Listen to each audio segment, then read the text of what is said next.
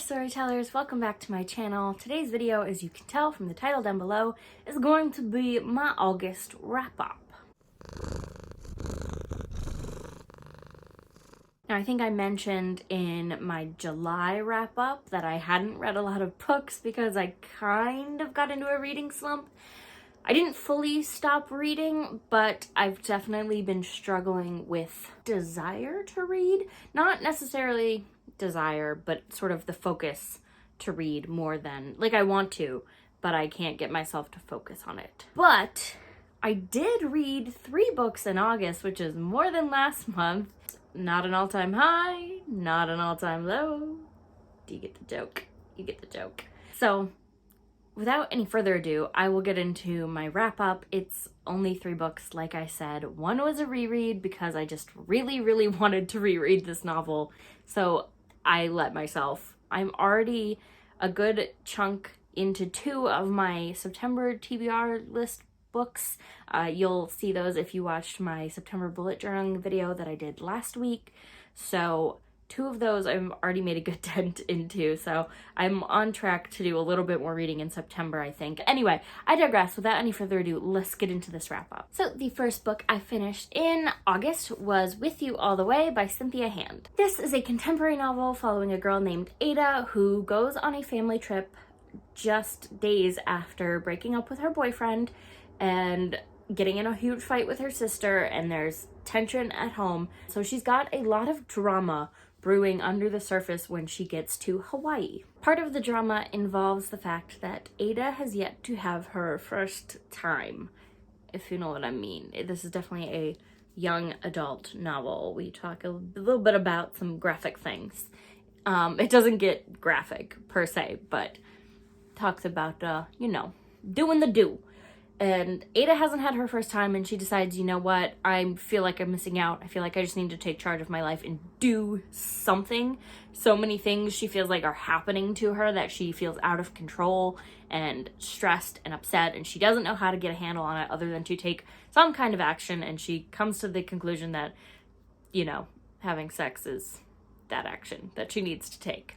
But, spoiler alert, it's a little bit more complex than that, and Ada finds that out. This just came out this year, and I picked it up because I read Cynthia Hand's The Afterlife of Holly Chase last holiday season, and I really enjoyed her writing style. I thought Holly was somehow unlikable and likable at the same time, and I kind of feel that way about Ada. She makes some choices that are kind of just frustrating, but she's a teen, and teens do that, and I can sympathize on the need to just feel like you need to take action and do something.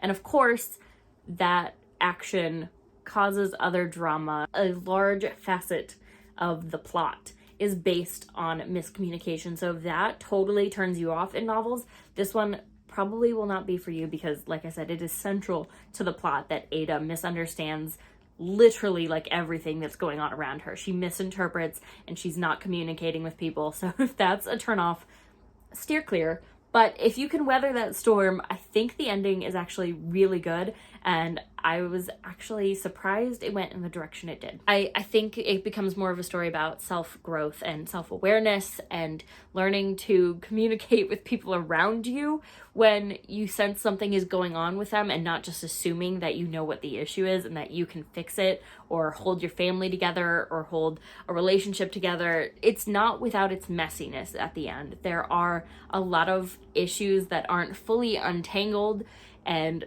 there's a lot of real life drama that wouldn't get neatly tied up in a bow if it happened in real life, like if you lived the situation.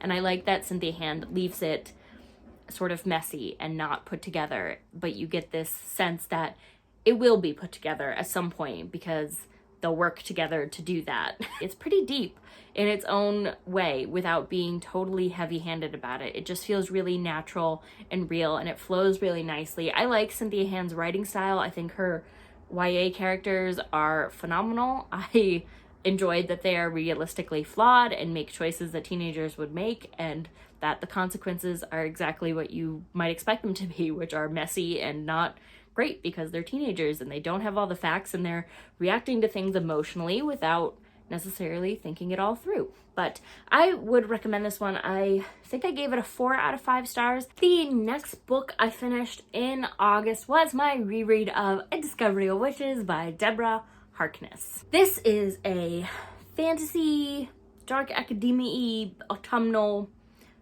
witchy read. I love this book. I read it once before, I want to say a little over a year ago at this point, but wow, my reread of it was even more spectacular. It was hitting so many buttons for me. I've been in a very autumnal mood, and the fact that it starts in September around Mabon, which is the end of the month, and goes through like October, November-y, was perfect because it hits all those autumn vibes. It takes place in England and France and upstate New York in autumn, so all of these vibes and temperatures and aesthetic descriptions were all things I could relate to. The food descriptions, let me tell you, they are fantastic. I literally went out of my way to look up a recipe that was mentioned in the book, made it myself, and absolutely loved it. So that is saying something. I really had fun with this one. I liked that I knew the major reveals, so I wasn't sitting there wondering what was going to happen.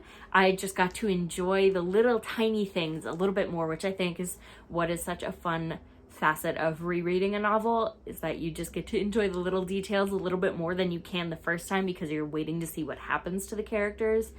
But I think Deborah Harkness does a wonderful job weaving just sort of witchy lore with vampire lore, with demon lore and food and autumnal vibes. And I believe she's actually a historian, so all of the historical stuff is relatively accurate and very much seamlessly interwoven. It doesn't feel like you're getting, here's textbook knowledge about, you know, so-and-so. It's just casually mentioned because one of the main characters, Matthew, is over 1,000 years old, so he's met many of these historical figures and talks about them like they're friends. So when he describes them, it very much feels like you're getting the facts, but from a friend rather than somebody who's just, I studied this person in college and I know lots about them kind of thing, if that makes sense. I'm just raving about this book, honestly. I gave it a 5 out of 5. I think I did the first time. I gave it a 5 out of 5. This reread, it's so good. That being said, it is very much an insta-love, insta-connection kind of romance. So if that bothers you, just know that going into it. I wasn't bothered by it, but I think when you're given supernatural creatures, there's that element of sort of suspension of disbelief where you have to accept that, like, okay, there's supernatural creatures and magic and vampires and demons and all this stuff going on in the background of the world that you just have to accept in the story. So is it really that weird that supernatural creatures would instantly feel connected to each other in a way that humans might not because they're drawn to magic in one another and otherness? Maybe a little bit, but for me, no, I'm willing to suspend that disbelief for the story. I love the characters together. I think they push each other in just the right ways.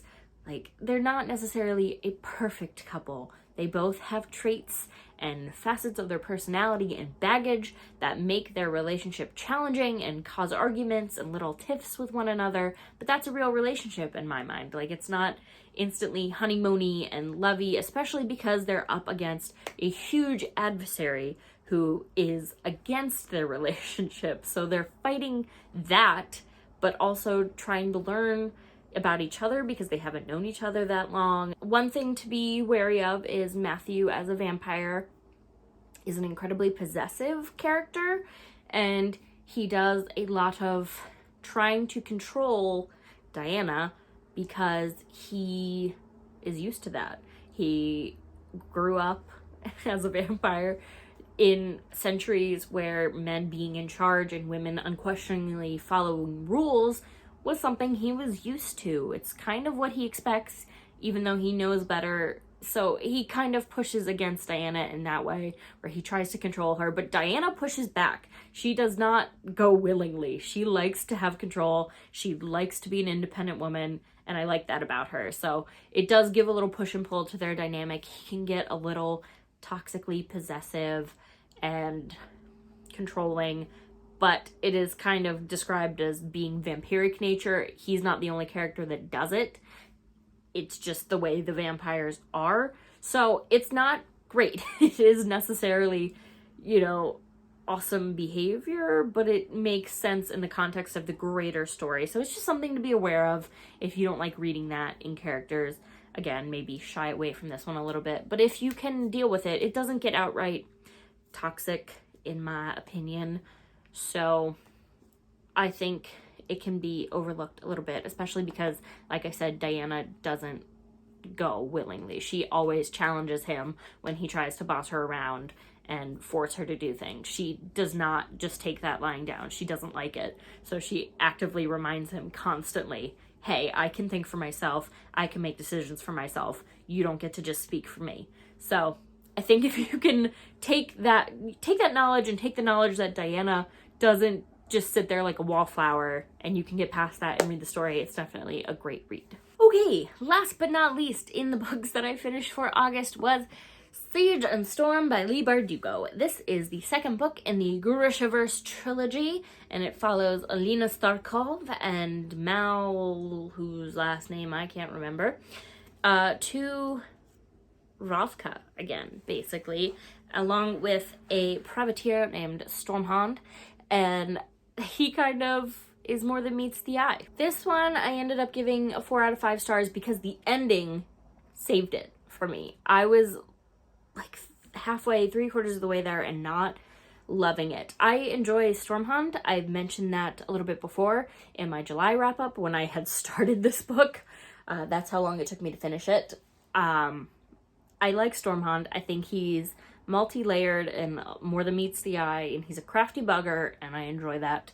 And I think he understands Alina a little bit better than Mal. I think he is not afraid to embrace all of who she is, both light and dark sides, while Alina is afraid to face the darker side of herself, and Mal would prefer it didn't exist at all. A lot of this novel, I don't want to say it was too fillery, because it was very much building up to the ending, which sets up, I'm assuming, more conflict in the last book, but it was kind of fillery. I was not overly interested in a lot of the things that happened while they were back in Ravka.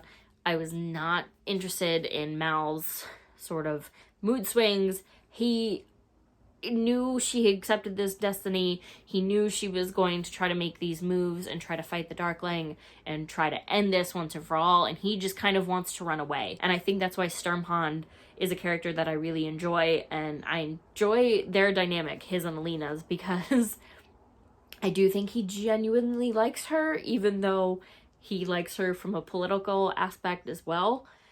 And I just appreciate the fact that he's a little bit complex. He's got a little light and dark in him, and he's willing to admit that. And I think that's what Alina needs, is needs somebody who's willing to admit there's a little bit of light and dark in everybody, and Mal's kind of not there. Alina is also kind of whiny through most of this book because she's fighting the fact that she's going to have to make a choice that she doesn't want to make. And I was actually really pleased and really proud of her at the end. This book was definitely going to get a 3 stars from me. Like, it was very close to getting a 3-star rating. But that ending, it saved it. That is the ending is one of the main reasons, that and Stormhond are the main reasons why this book got 4 out of 5 stars for me, because she made a really hard choice, a really hard one. And I was so blown away that she did it, and that she did it with such conviction. The slight shift in her character at the end of this novel has me very excited to see what plays out at the end of the series. I'm pretty into it, because the last book, Ruin and Rising, has the Firebird, which I assume is very much like a phoenix, hence Ruin and Rising. So I think we're gonna have to burn some things down before they can rebuild it, but I'm eager to see where that goes. And then I'm hoping to get onto the Six of Crows duology, because I would like to start the show, but I wanted to know what happens first. So, like I said, this ended up a 4 out of 5 stars, but the middle bit, definitely, there was a lot I could do without. I just didn't care about hearing so extensively about her at court and their battle plans and all that nonsense. I just didn't care. And I didn't care for Mal whining and standing in her way and being a thorn in her side and not being really on her side. He's on her side, but he's also kind of not. And she needs somebody who's willing to support her fully. And he wasn't it in this book, and I wasn't about that. Alina on her own, near the end, Alina ready to stand up, ready to burn it all down, to fight for what she believes in, that I was behind. I like that Alina, and I'm ready for more of her, so I hope that's what I get in the last book. But that is it for my August wrap-up. Like I said, not my biggest wrap-up ever. It's also not my smallest. I could have read nothing, and that would have been sad, but I did manage to get through 3 books that actually happened to be pretty solid, so I am happy with what I did get to. Have you read any of these books? What are your thoughts on them? What did you like? What didn't you like? What do you have planned for September? Because, like I said, I've already made a good dent in 2 of my September books, so I'm hoping my momentum keeps picking up as autumn comes around, because I think that's when I'm going to thrive. I usually do feel a little bit more thrivey and more myself in autumn, so I'm kind of ready for those vibes. I'm looking forward to it. Looking forward to reading some good things, but that is it for now. If you want to keep up with me and all of my bookish adventures, you can go ahead and click the subscribe button. And if you want to keep up with me, I also highly recommend that you ring the little bell so that you don't miss a beat. It will notify you when I post a new video, which I do every Friday. Next week is going to be some recommendations for you to get the autumn season started, but I won't spoil it by telling you exactly what kind of recommendations those will be. That's going to be a surprise, so ring that bell so you don't miss it. I will see you guys on the next one. Bye!